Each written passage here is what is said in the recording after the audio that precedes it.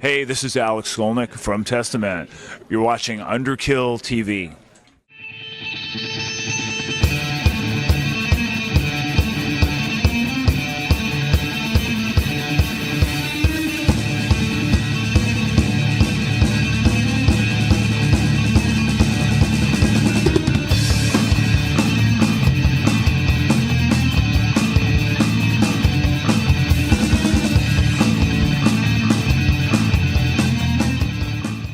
Welcome to Underkill TV. We're joined at Hard Rock Hell by Alex from Testament. Alex, welcome to Hard Rock Hell and welcome to Wales. Thank you. Good to be in hell. What's it like to be one of the main headlining bands for Hard Rock Hell? How does that feel? Oh, it's great. It's exciting. We're a little bit of late bloomers in the UK. You know, our first few albums, we would always come to London. Yeah. We would occasionally support bigger bands in other cities, but it was rare that we got to come to Wales and other places. And we recently had a reunion. Well, it wasn't about 6 years ago now. Yes, yeah. And that sort of led to this resurrection, if you will, Absolutely, this whole new wave of the band. And and since we did our album a couple years ago, The Formation of Damnation, and now the new one, Dark Roots of Earth, there's just such a demand in the UK. Somehow we've, No, it seems it's picked up. We've found each other, us and the UK. So for us to be headlining this festival is just a big thrill. I mean, one thing I remember, I saw you guys play, I think it was 2000 in London. I think it was the Marquee, not the Marquee or the Astoria 2, I think it was. And I mean, now, I mean, that place held about 400 people. I mean, you're going out now very shortly to play to something like 4,500-5,000 people and a great festival of Hard Rock Hell. That must feel amazing that you've, as you say, you've grown. That resurrection of Testament in the UK is fantastic. Yeah, it's definitely a big affirmation and confirmation that we've sort of arrived in the UK. Yeah. And we just had a great show in London last night, and we were in Scotland before that, Wolverhampton, Manchester. I mean, all the shows have just been great, so it's good. And I think we're looking at coming back at least once, probably maybe twice next year. Wow. And actually, I wanted to talk about the new album, The Dark Roots of Earth. What would you say that sounds like compared to other previous Testament albums? How would you describe it then, Alex? Well, like I said, we're in a whole new era of the band. I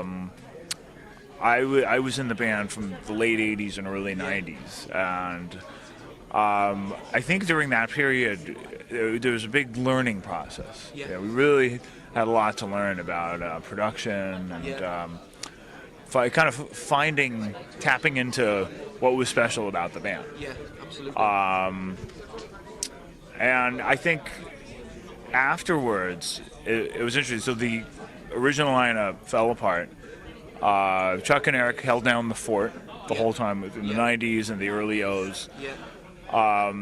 And they got great drummers. They had guys like John Tempesta, Gene Hoglan, who's on the new album, who was there for a bit, and other guys. So the drumming standard went way up. But I think when we did our reunion shows a few years ago, the fans seem to really think that there's some, even though there's a lot of elements with Testament, it's Chuck's vocals, Eric's riffs, and my solos are like the identifiable elements.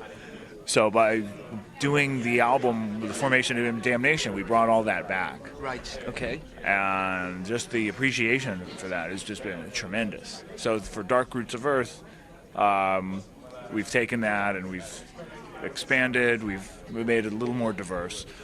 And just to get back to the question, I think we've brought all the elements that people liked about the early period of Testament, and all the elements of the mid period are there. Yeah. But it's now it's like the best of all worlds. I mean, it's had some pretty glowing reviews, and also, like you said, with the Resurrection Testament, understand in America, this has been one of the biggest selling albums you've ever done. And didn't it go into the Billboard 200? Yeah, it actually debuted at number 12 on Billboard. Wow. How does that feel? It was really great. It's like, finally. So we put a lot of time into this, so it's nice to see that kind of acknowledgement. Yeah, I mean, like you say, in this day and age, especially with like a sort of a download generation and everything like that, there's so many other bands that have sort of, I won't say fallen by the wayside, but you know what I mean, struggle to get anything. But then you guys have done the total opposite and have come full circle and gone. Why do you think that is? It's, who knows? I think our situation's unique. Yeah. I think when when the original lineup fell apart, I think there's reasons for it. It was a very difficult time for the band. Yeah. I think as time went on, just a lot, you learned through experience. Everybody matured. Everybody had, wisdom that was gained over the years. So I think when we came back and did the reunion tours, we just, we had no goals. It was just, let's just have some fun. And see how it goes. Yeah, just prove that the music we did back then was good. Yeah. And that's it. We were really planning to do an album. And then when we did an album, we were kind of coming from the same place. Yeah. Like, okay, we can't just do an album for the sake of doing an album. Right.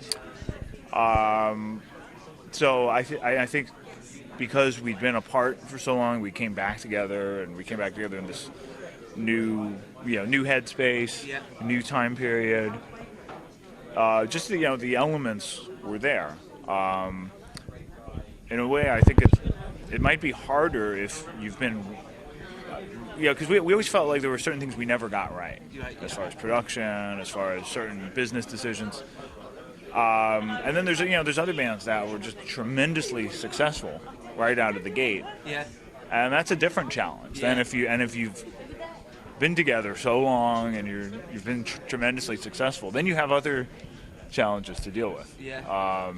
But with us, it was really like, okay, we never really got to do it right. So let's get in there. Let's do it as right as we can. And you say, like, with the production and everything, you had the chance to work with Andy Sneap on this album. What was that like? Yeah, it was great. It's great having somebody, with his ear and his experience. Yeah. And maybe, who knows? Maybe the British element might help a bit. I think we just never really found the right person. Also, the music was very much in development at the time that we were doing our first few records.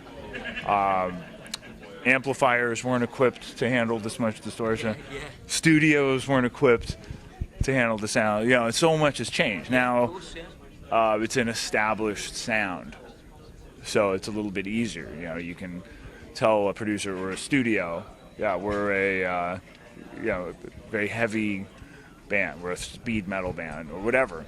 They'll at least know what that means, and they'll have but Andy's somebody that's played in bands.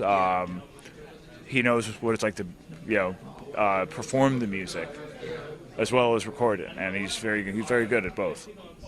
Excellent stuff. And obviously then, I take it you're going to be very busy in 2013. Have you got anything plans for 2013 with Testament at the minute? Is there anything? Yeah. Well, we have a tour with Overkill, which we're excited about. And that's going to be a whole month. It's going to take us all over the United States and Toronto, Canada.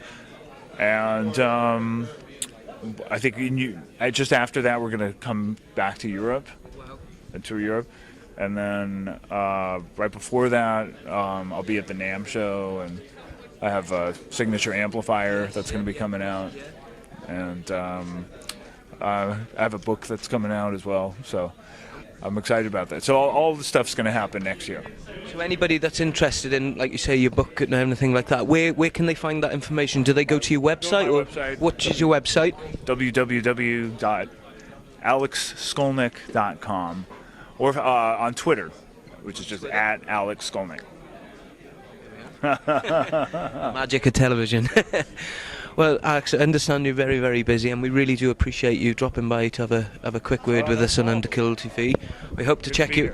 Can't wait to check you out later on, and we hope to perhaps see you guys back in the UK in 2013. I think you will. I think that's going to happen. And this is Alistair with Alex from Testament for Underkill TV. Rock on.